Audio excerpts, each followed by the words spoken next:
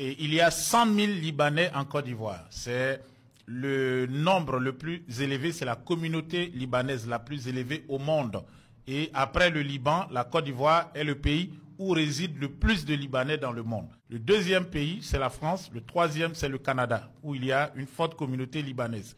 Voilà. Donc, en Côte d'Ivoire, les Libanais contrôlent 40% de l'économie. Je parle avec certains Libanais qui m'ont dit, les anciens, ils respectent les traditions, ils respectent le pays d'accueil, d'adoption, la Côte d'Ivoire. Mais les nouveaux qui viennent, ces voyous, qui sont pour la plupart des militants du Hezbollah, il faut le dire, sans gêne, qui ont combattu dans la guerre ou qui combattent dans d'autres pays. Vous voyez un Libanais qui a combattu comme un terroriste en Syrie ou qui est dans la vallée de la Bekaa et qui n'a plus rien à faire. On lui dit, ben, écoute, vas-y en Côte d'Ivoire, parce que le Hezbollah est beaucoup représenté en Côte d'Ivoire. Je crois que c'est pour cela qu'il y a cette forte présence américaine pour surveiller de près les activités de ce groupe. Donc, on a quand même un problème très sérieux en Côte d'Ivoire.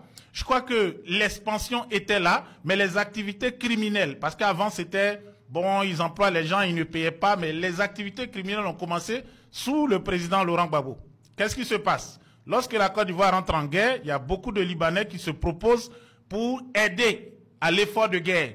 Et certains vont, par exemple, demander en échange des faveurs. Abbas Badreddine, son père avait créé une société en Côte d'Ivoire. Et le père va demander la nationalité ivoirienne, qu'il n'avait pas depuis les années 80 où il résidait en Côte d'Ivoire. On va lui octroyer cela par décret. Donc, ils vont rentrer dans des crimes. Ils sont dans le narcotrafic avec les criminels qui sont à la tête de ce pays, avec le RDR. Ils ont tous les grands contrats. Ils sont dans le pétrole, dans les grandes surfaces. Ils ont ouvert des centres commerciaux, des supermarchés un peu partout. Souvent, c'est pour blanchir l'argent. Il y a des shawarma partout à Abidjan. Il y a des restaurants. Il y a des commerçants, des quincailleries qui vendent des matières qui servent à la construction. Ils ont des immeubles qui construisent et personne ne dort là-bas. Mais ils vont déposer de l'argent chaque mois à la banque pour justifier des loyers. C'est-à-dire, c'est des loyers, mais c'est en fait l'argent de ces trafics. Donc, ils ont pris l'économie du pays à partir du crime organisé. Mais qui les laisse faire? C'est ceux qui sont au pouvoir actuellement. Est-ce qu'on va dire, oui, si demain on arrive, on va couper tout aux Libanais? C'est difficile, parce que c'est eux qui tiennent l'économie. Si vous vous attaquez à ceux qui ont l'argent, mais l'économie s'effondre. C'est la France qui avait le mandat du Liban, et comme il y avait la famine au Liban, après la Première Guerre mondiale, ils ont décidé donc de distribuer une partie des Libanais dans les différentes colonies françaises. Et maintenant, ils ont fait appel à leurs frères, ainsi de suite, jusqu'à ce qu'aujourd'hui, ils contrôlent 40% de l'économie de Côte d'Ivoire. Le Sokosé, où tout le monde va là, c'est pour les Libanais, les frères Ezzedine. Oui. Voilà. C'est eux qui ont créé Sokosé. Voilà. Et les Hayat et autres, là, c'est les Libanais. Ouais. Vous voyez. Les zones industrielles d'Abidjan, les deux zones, sont contrôlées par les Libanais.